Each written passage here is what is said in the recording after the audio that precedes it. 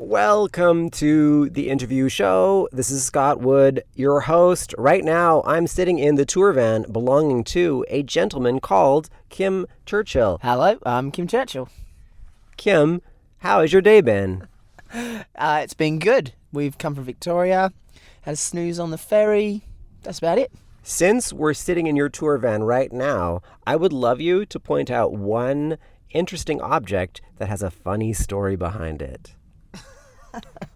Well, this pillow has travelled right around the world with me. Now, he's pointing to a small pillow on the dashboard that is rather interestingly colored. Yeah, it's the pillow that goes in the kick drum if the kick drum sounds like crap. And it's about the most interesting thing I can see at this point, other than a half-empty pack of XL mints. Which we've both had. So, in case you were wondering, right now we both have very minty, fresh breath. God, I'm only going to laugh at that. I have nothing else to say. Well then, how about we play a song? And can you describe the weather right now? A little bit gloomy, but somewhat calm and tranquil. Yes, it's a little bit rainy today, so that's a nice segue into playing a song called Some Days Rain Will Fall. How do you like that idea? Very clever. Some days the rain may fall and stall the plans you made, and all will seem our waste till you come around. Trees are falling endlessly, you'll find that you are little more to me.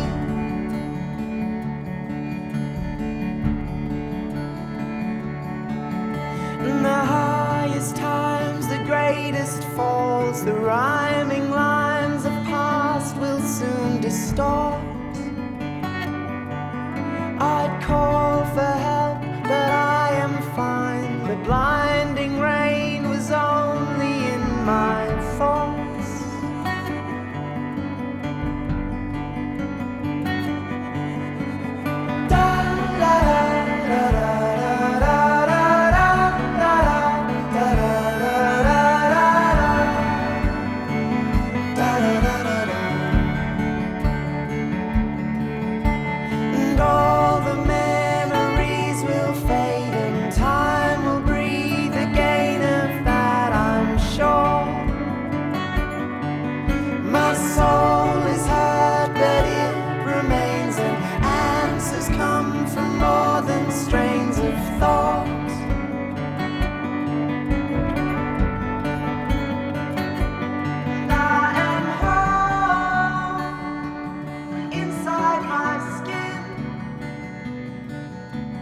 Trust was all I needed to begin. I am alone besides the wind, but calm as those who answer from within. Da da da da da da da da da da da.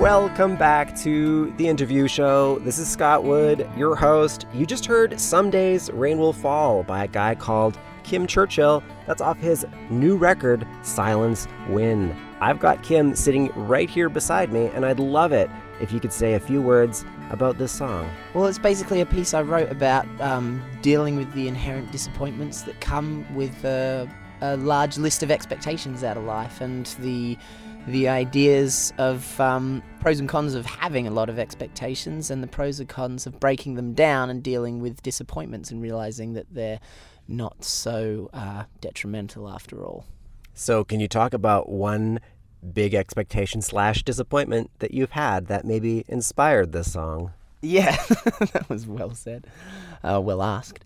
I was doing a gig in Sherbrooke, and it was, by all degrees, considered to be this very important gig, and there was a lot of hype about it. It was opening for a Quebec artist that was meant to be bringing somewhere between 15 and 30,000 people down. And it was kind of a cool, exciting thing, you know. The thought of playing to that amount of people was something that was, you know, like on some levels for me in my career, an exciting idea to breach that kind of massive audience performance and see how I could do at it. Anyway, it pissed down rain, and there was about 40 people there. So, you know, it was the metaphor for a much larger sort of thought that I had, and it worked out. Kim, you left home right after high school, preferring to live a life of traveling in customized vans. We're in your tour van right now. I assume this is a rental because you're in another country, but I'd love you to talk about some of the vans you've had and how you've customized them. At the beginning, I did very, you know, exciting things, and I had like surfboard racks built in and chests of drawers and special cupboards for food and dirty laundry and all that kind of stuff.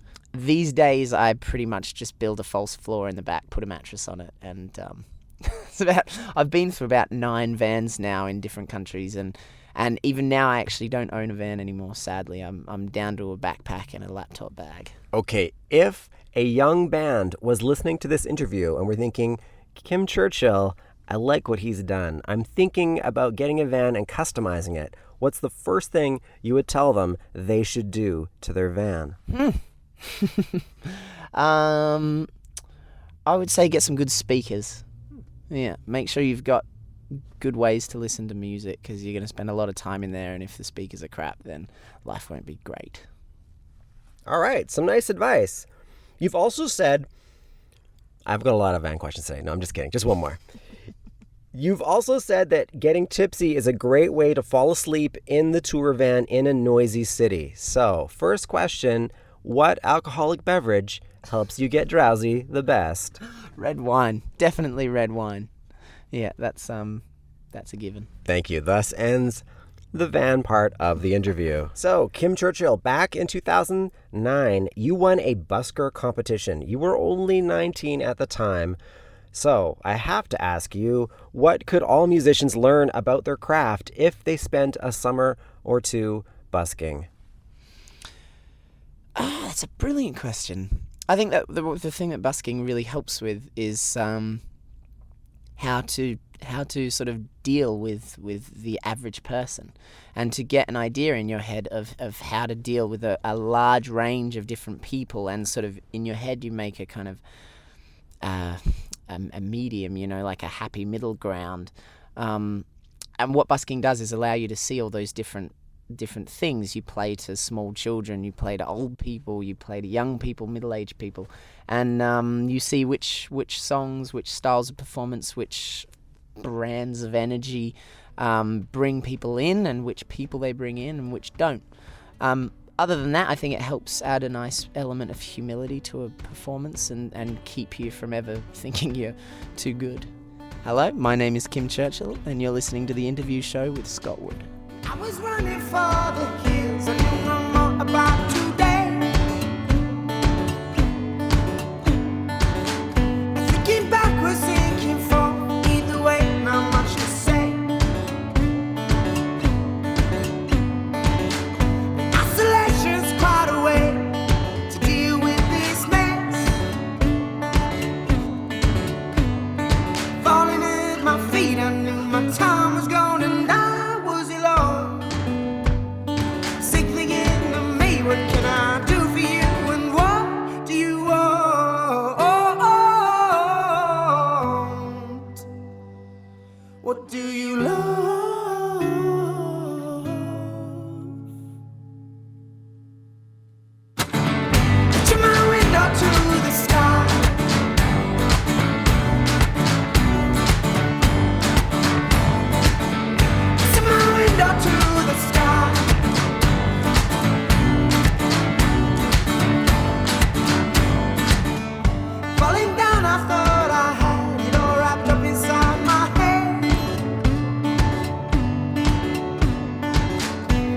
was rearranging thoughts for others' eyes instead. Falling at my feet, I knew my time was gone and I was alone. I'm sick thinking of me, what can I do for you and what you want? What do you love?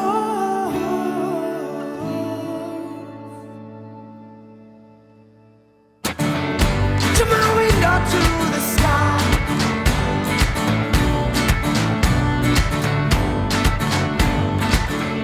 To my window, to the sky.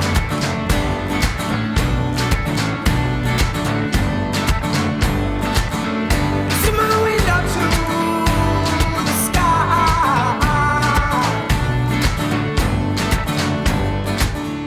And there were times when I thought I could hold somebody's hand, that I deserved it and someone would understand.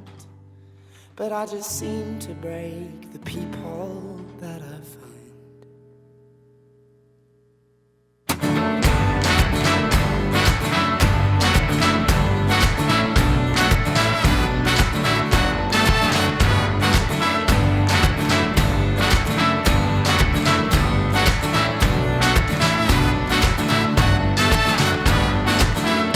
To my window, to the sky, and I'm thankful for you today. To my window, to the sky, when you're off, I feel okay. If there are diamonds in her eyes, don't be so short to go get away. To my window, to the sky.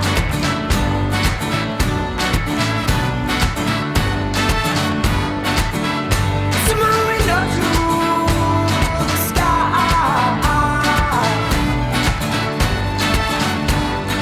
Falling at my feet, I knew my time was gone and I was alone. Welcome back to the interview show. This is Scott Wood, your host. You just heard Window to the Sky off the record Silence Wind by Kim Churchill. Right now, I have Kim Churchill trapped in his tour van with me, so he has to tell me about this track. Which track am I telling you about? Window to the Sky. Window to the Sky is a track that I wrote more or less about focusing on other people rather than myself for a moment. And in a kind of ironic way, I was trying to make myself feel better, and looking at myself was sort of disheartening, so I focused on somebody else and on their happiness, and on facilitating their happiness, and it brought me happiness, and so that was the idea, and it was a nice moment. I've read this track nearly didn't get written 3 times. Yeah, it started off as the guitar riff, and I kind of was at a point of analysing what I was writing a bit too cynically and feeling some sort of draw on a subconscious level towards what on a conscious level I felt was far too pop orientated. I finally decided that I was going to write whatever I felt like writing and put down all that crap.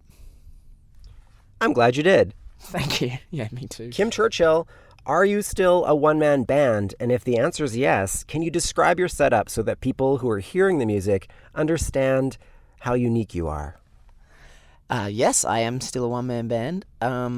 I basically use a certain amount of foot percussion stuff, a tambourine, a kick drum, a snare drum, and an electronic drum.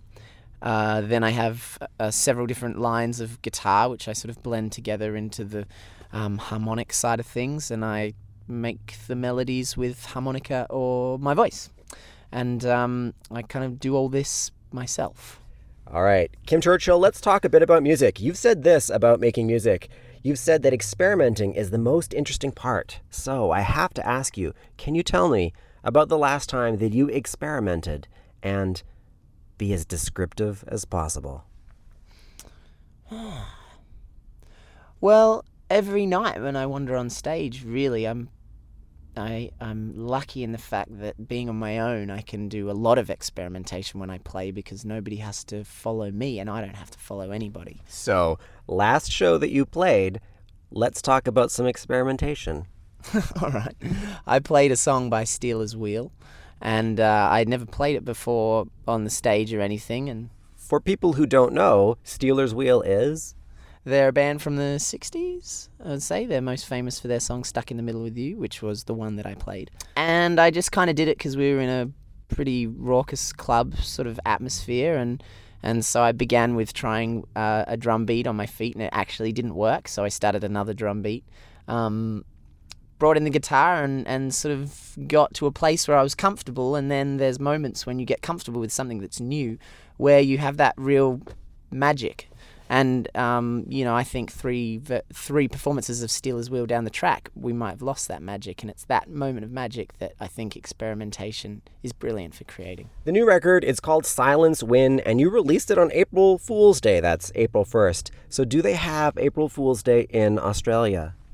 They do, but like a lot of holidays, I think the general sort of good weather and carefree attitude of Australians lessens our desire to make a big deal out of it. Before we sat down to do this interview, I met your little entourage. I think it's only one or two guys. Which one of them would be most likely to play a trick on you, and what would they do? Well, that'd be my tour manager, Joel. Well, he'd probably do something like, messing with my in-ear monitor mix and putting an octave on my voice, so every time I sang a note, I heard like a troll instead. That would be his idea of a joke, I think. Although I hope he doesn't hear this. I'm giving the idea. I hope that he does. I'm kidding. I wanted to play a song off your first record. I'm going to play Loving Home. I'm going to play only a bit of the song. I'd love you to compare Kim Churchill then with Kim Churchill now personally. Then we'll take a break, listen to the song, and come back, and you can talk about the differences between Kim then and now professionally. I'll re-ask the professionally part when we come back. Okay, so Loving Home was a song written about my my realization that home didn't have to be a physical place, and that I could find a sense of a sense of home in myself rather than within a building or a city. He came from far and Warrenade to land upon a peacefully soft door. And that white flag he threw led him to run forevermore. He's such a long and hard on looking on, trying to find some destiny. Search this lonely land, looking for a place to be free.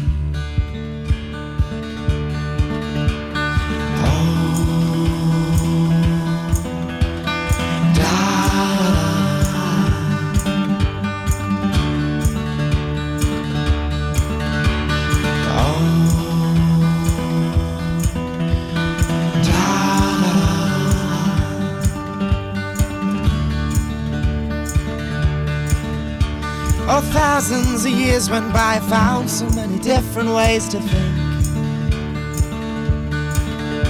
He searched far away in life in a place where love was distinct. As if finding home seemed pretty hard, most seemed to live within their heads. But in the end, I'm sure he'll find that home is where the heart finds truth.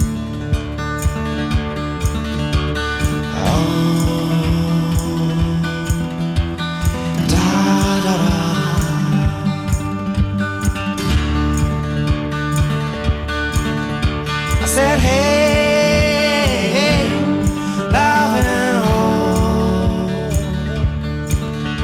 I said, hey, loving home. All right, so we've been listening to a little bit of Loving Home. That's off Kim's first record. I'd love it if you could talk a bit about how Kim's changed professionally since that song came out, because we're 2 albums after that. I think more than anything, I went through a process of first kind of beating myself up for being very simplistic in how I was writing and being a very open book. And then I moved into a deeply metaphorical kind of, introspective place. And I think I then hopefully I would call it evolved, but moved on again to a place where I felt it was important to understand how to get that depth and to have that knowledge and experience within songwriting to reach those levels if you want, but to not attempt to get there purely to show that you can. So now I'm much more about openly expressing how I feel and what I want to talk about. And every now and again, the best method to do that involves depths of language and things that, that I'm proud of. And then sometimes it's on a much shallower level, but I'm proud of that as well now. I see the inherent qualities of both. The new record is called Silence Win. Okay, this record, it's the first time you've worked with a producer. I'm hoping that you can talk about that because you put out 2-3 records on your own. This is your first time having somebody put their fingerprints on Kim Churchill's music. Yes, and it was well timed.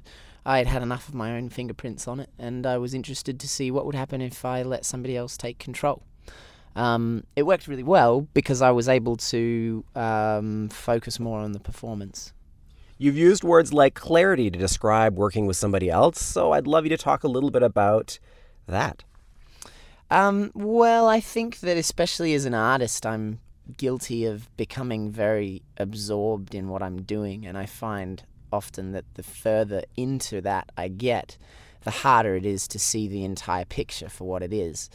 So what I really enjoyed about bringing a producer in was the fact that they saw the entire picture and they could kind of pull me out of those borderline self-absorbed moods that artists get into and help bring clarity back into what they're doing. Kim Churchill, I read an interview you did with the Creative Soul Life Coach blog where you talked about having a gratitude list. Can you tell people what a gratitude list is? Yeah, it's basically just taking a little bit of time out of your day to think about the things that you're grateful for that have happened. And I find in general it just kind of aligns your psyche with looking at the things that are good that are happening to you rather than the things that are negative, which, all of us sometimes battle with. What's the strangest thing that's crept onto the gratitude list of Kim Churchill? I'd have to pull out my book and have a look. Luckily, we're in your tour van. Yeah, but I've left my laptop bag. Nearly. I put lots of odd things on there. I like to get very, very specific with them, so I'm often grateful for a cup of coffee or interaction with somebody at the petrol station or somebody that opened a door for me or anything like that. Sometimes they get more odd along the lines of, being grateful for... I can't think of anything off the top of my head. For planes not crashing and burning me to death and things like that. It depends. If things are going well, then my grateful fors become more specific. If things aren't going well, then my grateful fors become a bit more sort of far-fetched because I have to reach a little bit further to find things. Kim Churchill, it's been great having you on my show. At the end of the show, I let the guest pick one of their songs and we play it. So I'd love you to choose a track, talk a bit about it, and we'll hear it.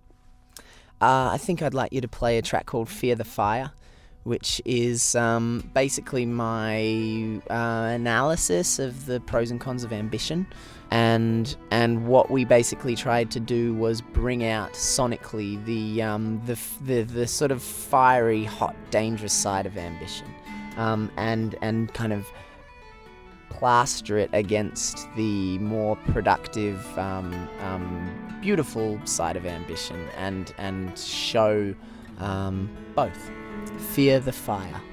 All right, we're going to listen to Fear the Fire by Kim Churchill off his record, Silence Win. Thank you very much for being on my show. Thank you for having me. Rage, the feeling of escaping cage, the freedom found in waiting page, to turn before your hating stage, the place where I found fate but now I found another war to wage, the thing that keeps us working age, the wisdom of forgetting all the things you've learned to do and say. There's a time and two when you see to run, blinding in the eyes of some one who's never looked back.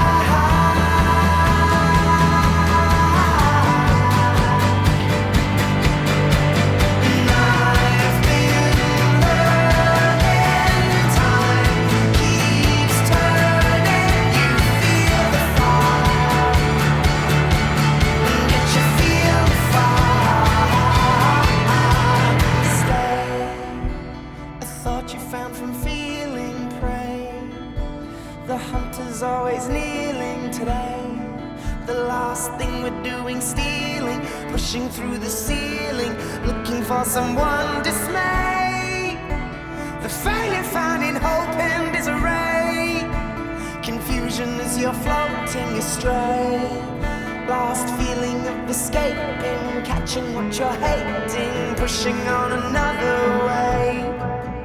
There's a time or two when you see her run, blinding in the eyes of some